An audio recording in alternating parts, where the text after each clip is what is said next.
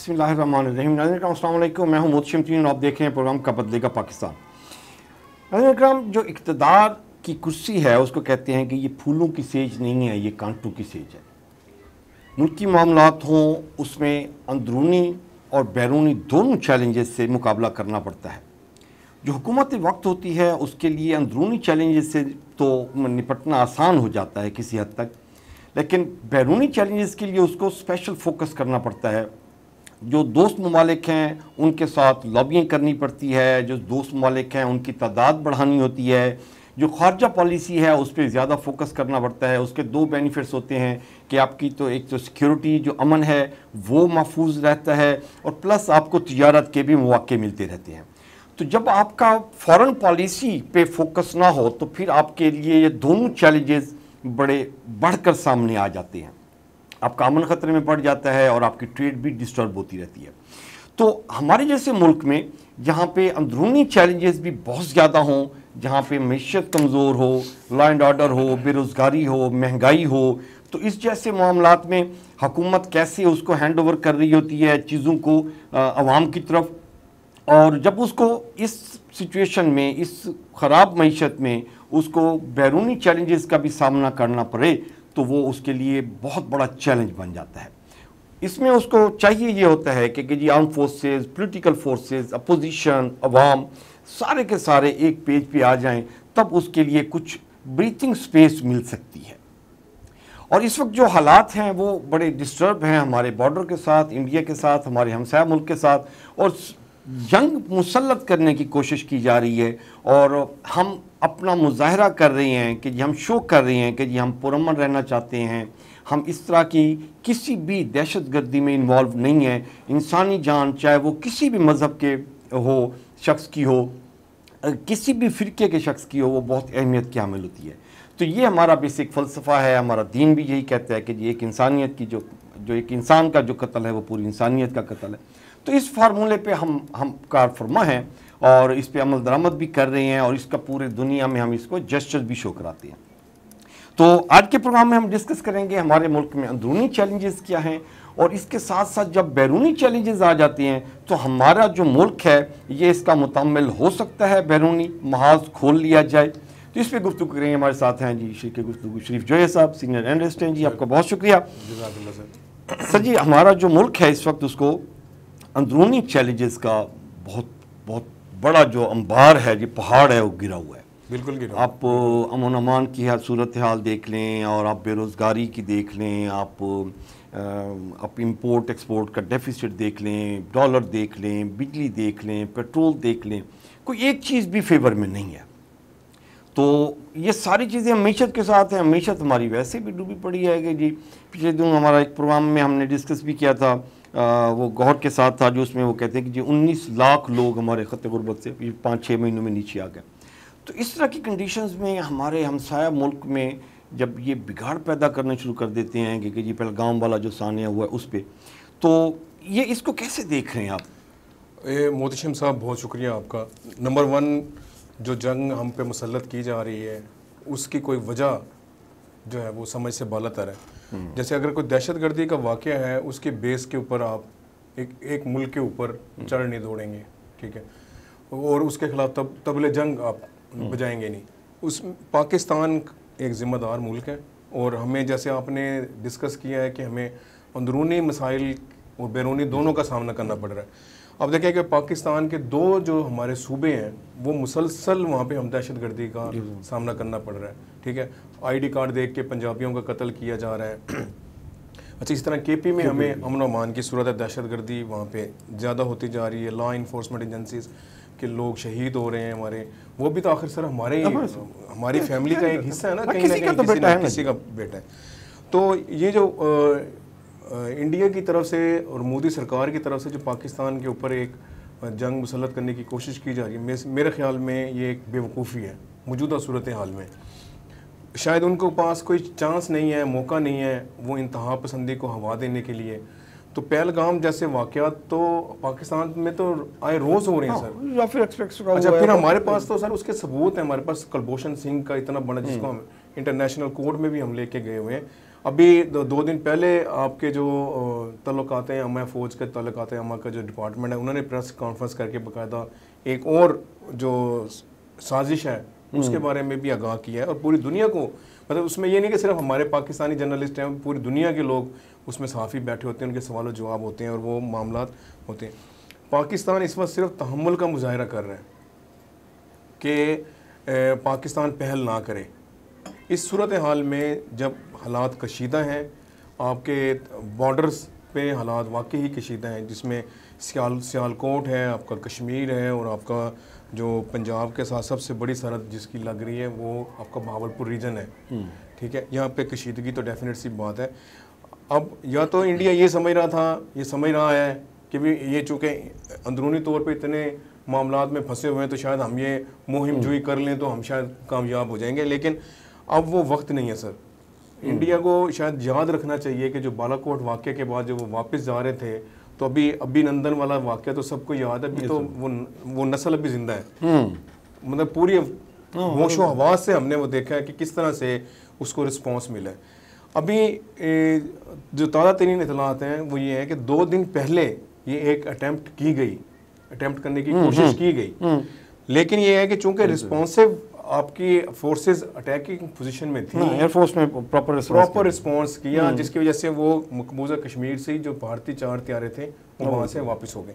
तो ये मेरे ख्याल में उनको भी समझ है, इंडिया को भी बहुत समझ है कि जंग छेड़ना आसान है, उसको इख्तिताम उसका करना बहुत मुश्किल है, और जो मेरे नज़रिए में जो पहल करेगा वो नुकसान उठाएगा।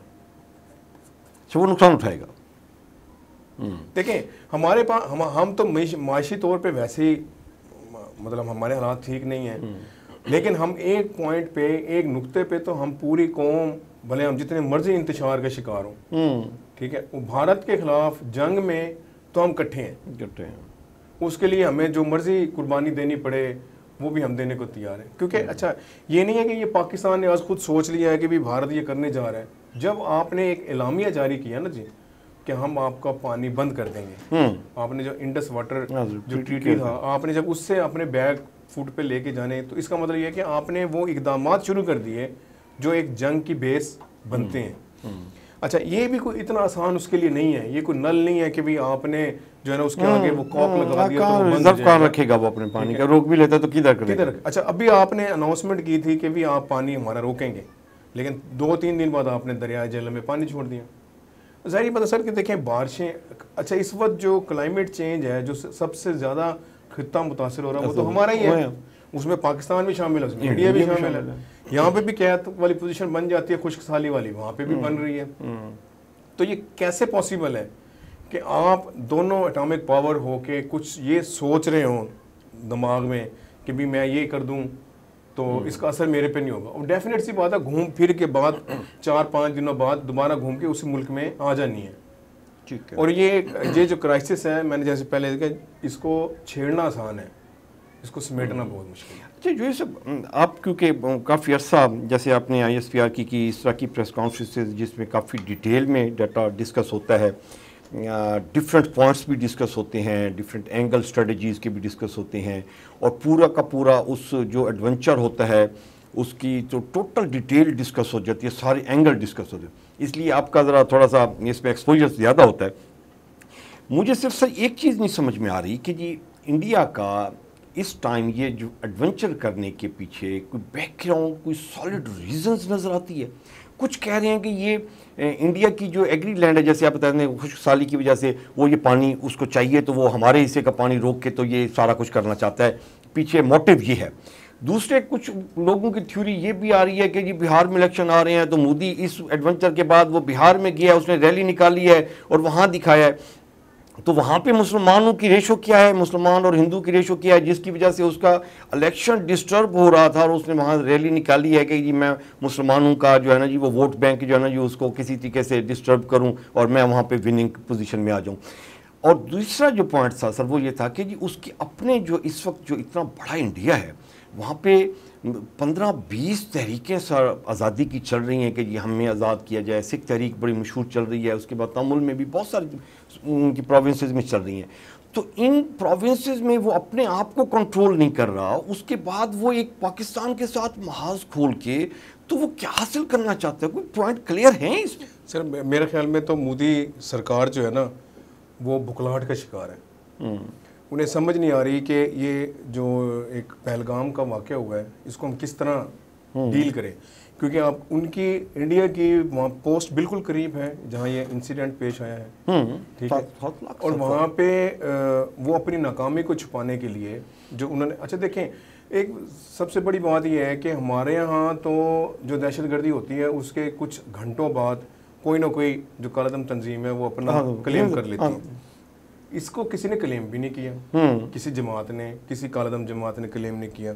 आप कुछ घंटे पहले तो आप नाकाम रहे उसको रोकने में, कि भी वो जो लोग आए थे जिन्होंने ये सारी एक्टिविटी की, आप उनको रोकने में नाकाम रहे, लेकिन चंद घंटे बाद आप उनके बाय नेम आप उनको आपने डिस्क्लोज कर दिया, खाके भी बना दिए और आपने कहा कि ये करेंसी भी छोड़ गए हैं। और तो ये सर मेरे ख्याल में एक तो बुखलाहट का शिकार है, दूसरा ये है कि ये जो एक पॉइंट है बिहार इलेक्शन वाला, ये अपनी जगह दुरुस्त हो सकता है, लेकिन मेरा नहीं ख्याल कि अगर मतलब ये कशीदगी बढ़ती रहे तो उसका कोई इसको इनडायरेक्ट कोई बेनिफिट होगा।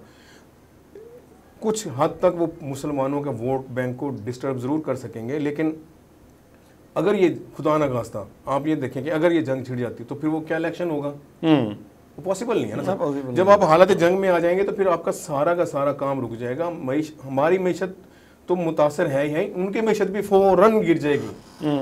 और वहाँ पे अरबों लोग हैं सर, हम तो करोड़ों लोगों का मुल्क है। नेशनल इन्वेस्टमेंट अरबों डॉलर की है, मतलब अमेरिकन कंपनीज देख लें और यूरोपियन कंट्रीज देख लें, वहाँ जिन्होंने इन्वेस्ट किया हुआ है, गूगल टाइप की आप देख लें सर, बहुत। अच्छा, दूसरा फिर ये है कि सर पाकिस्तान को पता नहीं, मेरा नहीं ख्याल कि पता नहीं क्या उन्होंने माइंड सेट समझा है कि हमारी जो पोलिटिकल क़यादत है वो उसमें क्लैश है तो हम उसको, लेकिन मेरे ख्याल में वो कहते हैं ना वो छेड़ के आपने, बल्कि वो जो तितर बितर थे हमारे उनको आपने इकट्ठा कर दिए। और वहाँ पे अब देखें कि रात के टाइम जो अतार तारर की गुफ्तगू करवाई गई प्रेस कॉन्फ्रेंस, वो बेसिकली एक मोटिव, एक जवाब देने के लिए किया गया कि अगर आपने ऐसा किया तो हम आपको रिस्पांस देंगे। और कल भी जो DGISPR ने बड़ा डायरेक्ट कहा है कि अगर आपने पहल की तो फिर इख्तिताम कहाँ होगा ये फिर हम डिसाइड करेंगे। तो मेरे ख्याल में पाकिस्तान को एक ज़िम्मेदार मुल्क है, वो अपनी ज़िम्मेदारी समझता है, इसलिए उसने जितने भी वाक़यात हुए हैं बलूचिस्तान के वाक़यात, जाफर एक्सप्रेस का हमारा वाक़या कोई छोटा नहीं है सर, उसमें हमारी बड़ा जानी नुकसान हुआ है। और पूरा BLA को सपोर्ट जो है वो भी सारे के सारे इवेंट्स जितने भी आ रहे हैं। अच्छा, हमारे पास तो एविडेंस है, BLA ने एक्सेप्ट किया, BLA को पीछे कौन फंडिंग कर रहा है ये तो हमारे पास तो है, लेकिन उधर बैठ के प्रेस कॉन्फ्रेंसेस कर रहे होते हैं इंडिया में बैठ के। पाकिस्तान जो है वो कोशिश कर रहा है कि भाई हम अपने जो इंतशार है हमारा उसको कंट्रोल करें और दहशतगर्दी को हम इसको का खात्मा करें। ये पहलगाम के वाक़े को बुनियाद बनाकर जंग जो मुसल्लत की जा रही है, ये कशीदगी बढ़ाई जा रही है, ये मोदी सरकार को महंगी पड़ेगी। और अब चूंकि इंटरनेशनल जो आपके फैक्टर हैं वो इन्वॉल्व हो चुके हैं। आज भी अमेरिकी वज़ीर ख़ारजा ने पाकिस्तान से भी और इंडिया के जी हैं उनसे भी बात की है, सऊदी अरब ने भी थोड़ा सा अपना इन्फ्लुएंस शो किया है, रूस ने किया है। तो मेरे ख्याल में कोई मुल्क नहीं चाहेगा कि ये दो एटमी पावर्स आपस में जो है वो गुत्थम गुत्था हो जाए। और अच्छा, फिर मज़े की बात ये है कि इसका नुकसान सिर्फ हम दोनों मुल्कों को नहीं होगा, एक्जेक्टली ये पूरा ग्लोब इससे डिस्टर्ब हो जाएगा। तो अब वो मेरे ख्याल में जो इंटरनेशनल फैक्टर है वो भी कहते फिर रहेंगे भाई माफ़ी दे दो, आपस में जो है ना बैठ के मामला को तय कर लो, और ये जो एटॉमिक पावर वाली, न्यूक्लियर वाली जो हमारी जंग है ना, इस पे मत जाएं। अच्छा जो सब इसमें मैं अभी तक ना इस मोटिव को समझने के लिए कि जी ये पहलगाम वाला अभी तक जितने भी शवाहिद मिले हैं सारे के सारे बोगस हैं, उसको काउंटर कर रहे हैं इंटरनेशनल मीडिया भी, इवन कि इंडिया वाला मीडिया भी कर रहा है कि लाइक एक उन्होंने कहा कि जी आपका जहाँ ये वाक़या हुआ है सर वहाँ से 40 किलोमीटर दूर जो है ना जी आपका पुलिस स्टेशन है और 10 मिनट बाद FIR हो जाती है। तो कौन सी ट्रैवलिंग आपकी ऐसी है कि हिली एरियाज़ में आप 40 किलोमीटर का सफ़र 10 मिनट में करते हैं और FIR भी हो जाती है आपकी। तो इस तरह की जो भोंडे उनके हैं दो तरीके, एक जो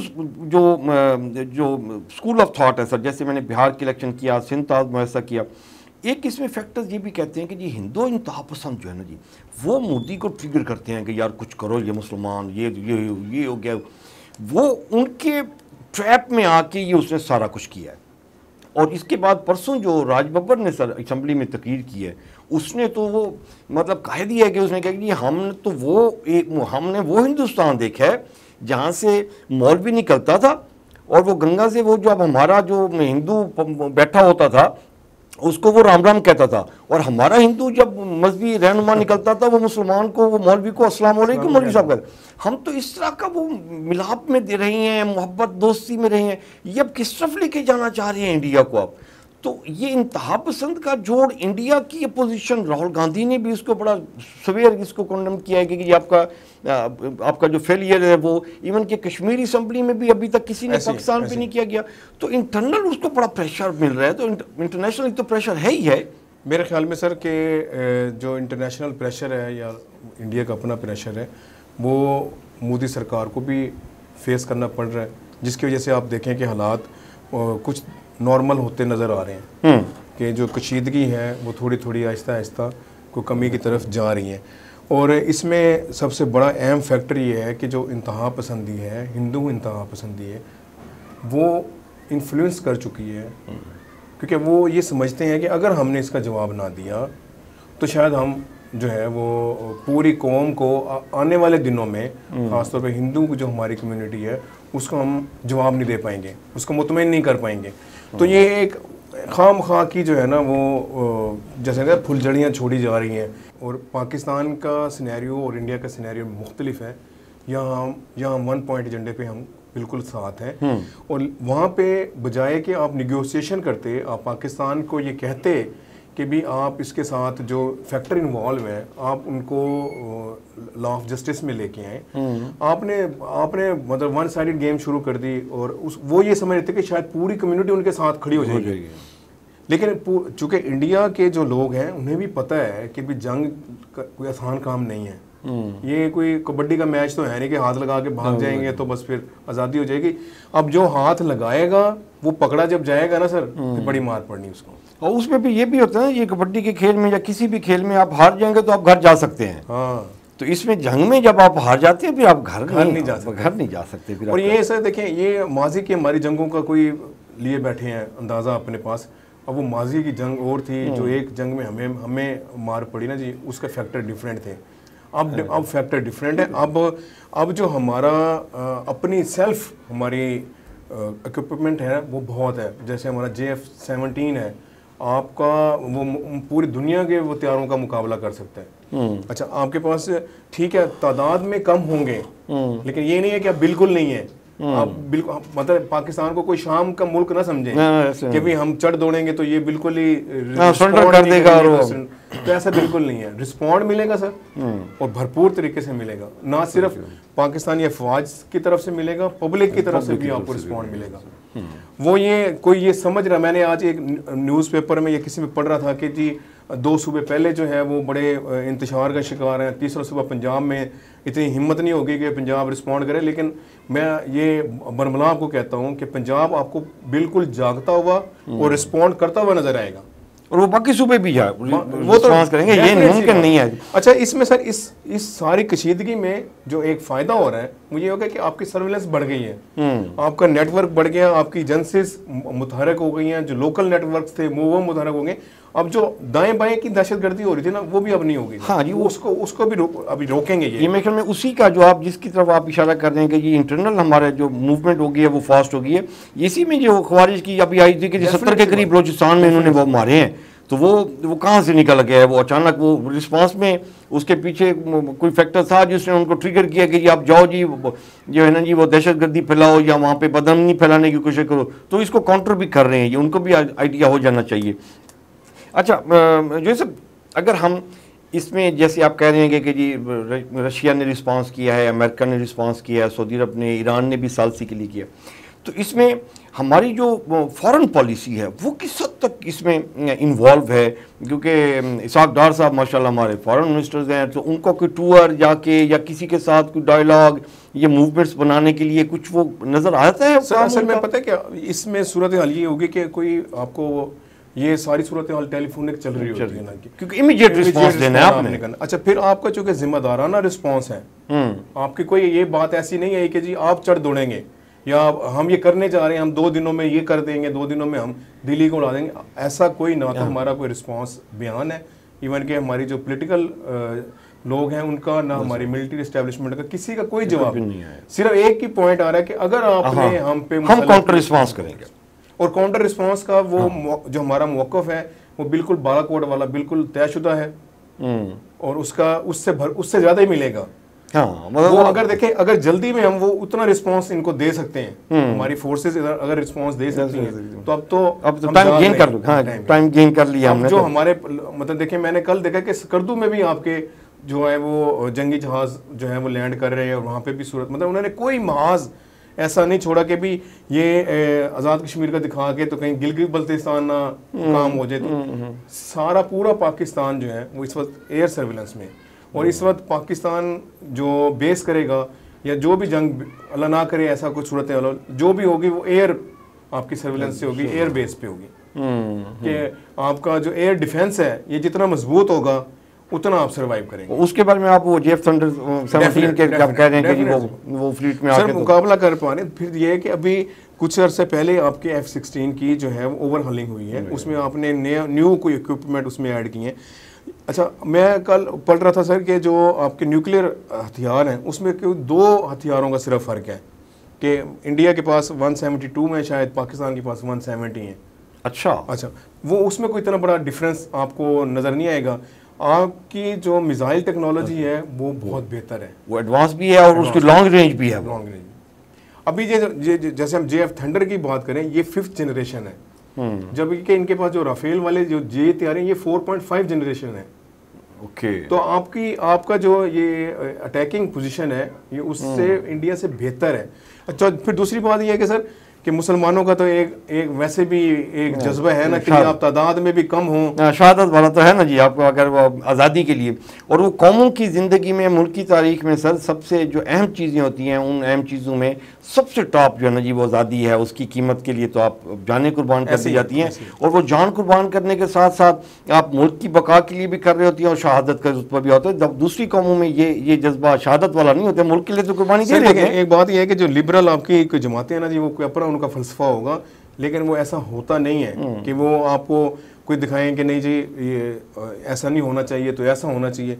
जब एक चीज़ आपको मुसल्लत कर दी जाती है ना, तो फिर आप नफ़ा नुकसान नहीं देखते, फिर आप अपना बचाव देखते हैं कि मैंने अपने आप को बचाना है, अपने आप को बचाना है, अपनी नस्ल को बचाना है और अपने मुल्क को बचाना है। तो उसके लिए कोई भी कीमत जो है ना वो फिर मैटर नहीं करती। ठीक है। अच्छा, इस सारे सिनेरियो में जो सब BBC ने रिपोर्टिंग जो की है अभी तक इंडिया के बारे में और पाकिस्तान के बारे में, उसमें जो उसने रिपोर्टिंग की है वो हमारे आर्मी चीफ के बारे में उसने क्यों किया, वो आप बता रहे थे कि जी कोई जी उन्होंने, मैं एक आर्टिकल BBC का पढ़ा था, BBC उर्दू का, उन्होंने जनरल आसिम मुनीर के बारे में लिखा है कि ये पाकिस्तानी जर्नल हैं जो ISI के भी हेड रह चुके हैं और आपकी जो मिलिट्री इंटेलिजेंस है उसके भी हेड रह चुके हैं। बहुत खामोश तब है, कोई जांचता नहीं है कि भी ये किस तरह की इनकी पर्सनैलिटी है, लेकिन जब वो खिताब करने के लिए आते हैं तो फिर उनकी आंखों में और जो मतलब जैसे होती है पहचान और अपना ठहराव और दबंग जो उनका लहजा है वो नज़र आ रहा होता है।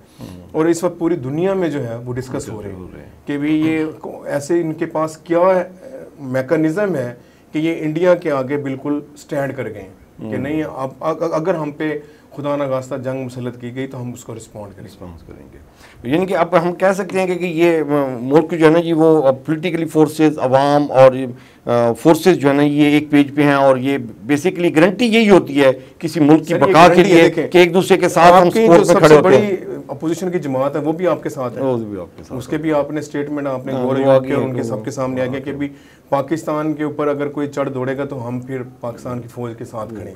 तो ये एक पेज है, पब्लिक हो गई, आपकी पॉलिटिकल पार्टीज हो गई और आपकी मिलिट्री हो गई, ये सब एक पेज। इंडिया को ये भी डिसएडवांटेज है, एक तो आपने जंगी बर्तरी का आपने जो हवाला दे दिया कि वहाँ की उसकी पोजीशन उसके साथ नहीं खड़ी हुई, और वहाँ पे जो अभी असम्बलीज में आ रही हैं उसके मीडिया में आप देखें तो वो जो उन्होंने दूसरे मुल्कों से जो एनालिस्ट बुलाते हैं सर, वो ऐसी ऐसी बातें कर रहे हैं कि जो बंदा कहते हैं कि यार ये कैसे इसमें सर्वाइव कर रही है ये गवर्नमेंट उनकी। सर असल में जो इंडिया मीडिया है या बाकी जो सूरत है ना वो ऐसे चिखम चिल्ली पे चल रहा है, तो शोर शराबा मचा दो कि भी क़यामत आ गई है, लेकिन प्रैक्टिकली डिफरेंट होती है पोजीशन। आपका जो सर्विलेंस है, आपके जो मैकेनिज़्म है, आपका जो बचाव है, आपका जो डिफेंस है, ये मुख्तलिफ मैकेनिज़्म है।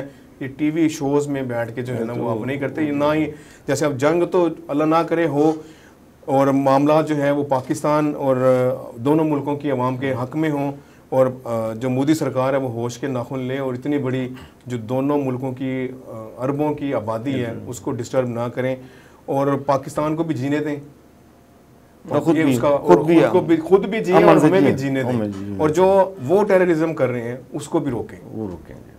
अच्छा, कोई ऐसा अभी तक कोई साइन मिला है कि जिसमें कोई बैकडोर डिप्लोमेसी में कोई कांटेक्ट हुआ हो किसी मुल्क ने कि जो रब्ते चलो भी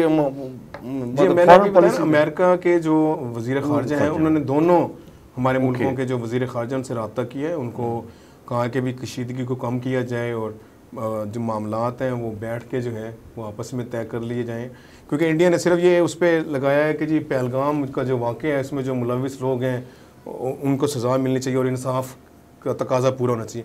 इंसाफ का तकाजा तो तभी पूरा होगा ना जब आप कोर्ट में आएंगे, आप एविडेंसेस देंगे तो बात मामला चलेंगे। अब बगैर एविडेंसेस के या वन साइडेड गेम के आप जो है वो नहीं कर सकते, सोशल मीडिया प्रूफ नहीं कर सकते आप। ये कोई एआई की नहीं है पोजीशन के भी आप एआई पे बैठ के उसका खाका बना के आप जारी कर दें कि जी फलाना बंदा है आपके साथ है। फिर आपने अपना भी जवाब देना है कि आपकी जो चेक पोस्ट, थाना, बाकी मामलात, एफआईआर चीज़ें, ये रिस्पॉन्ड कितनी देर में हुआ, कितनी देर में हुई है, और वो जो डिस्टेंस में कैसे ट्रेवल करके गया, 7 लाख फौज वहाँ क्या कर रही थी, वहाँ से कैसे पास ऑन होके गए, और वो 400 किलोमीटर का एरिया कैसे पास ऑन हो गया। तो वो मतलब आपका अपनी जो सिक्योरिटी फेलियर्स है जो वो राहुल गांधी पे बार बार पॉइंट आउट कर रहे हैं, कहते हैं कि जी गवर्नमेंट को चाहिए किसी और की तरफ फिंगर रेजिंग करने की बजाय वो बेसिकली जो इंटरनल फेलियर है उस पर वो बात। डेफिनेट सी बात है, जो इंटरनल फेलियर तो उनका है ना जी, वो अपनी गलती को हम पे थोप रहे हैं। सही सही, और होप फॉर द बेस्ट जी, इंशाल्लाह कहते हैं कि जैसे हमने रिस्पांस किया है तो इंटरनेशनल जो कम्युनिटी है वो इसको अप्रिशिएट भी कर रही है कि जी आपने कोई इस तरह का कोई इमीडिएट रिस्पांस नहीं किया। उसमें पॉलिटिकल फोर्सेस और आर्मी चीफ का भी जो बुर्दबारी जो आप कह रहे हैं कि वो खामोशतबा और मुनज़्ज़म तरीके से जो रिस्पांस करने का जो अंदाज़ होना चाहिए एक अच्छे मुल्क का, वो पुरअमन मुल्क का, वो उन्होंने उसका जेस्चर शो किया है। नाज़रीन करम, ये था आज का प्रोग्राम, और इस उम्मीद के साथ कि जी आने वाले दिन बेहतरी लाएंगे पाकिस्तान के लिए भी और इंडियन अवाम के लिए भी। ह्यूमैनिटी तो है ना जी, ह्यूमन तो है ना जी, इंसान तो इंसान है जी, उसकी वैल्यू है, वो किसी का बेटा है, किसी का भाई है, किसी का बाप है, तो हर इंसान की जो जी शऊर है, जी रूह है, उसकी अहमियत अपनी जगह पे है। तो ये समझना चाहिए हमारे दोनों मुल्कों के हुक्मरानों को, और इस तरह की किसी भी एडवेंचर से परहेज़ करना चाहिए। अपना और अपने प्यारों का ख्याल रखिएगा। मोहतरम को इजाज़त दीजिए। अल्लाह ने के बाद।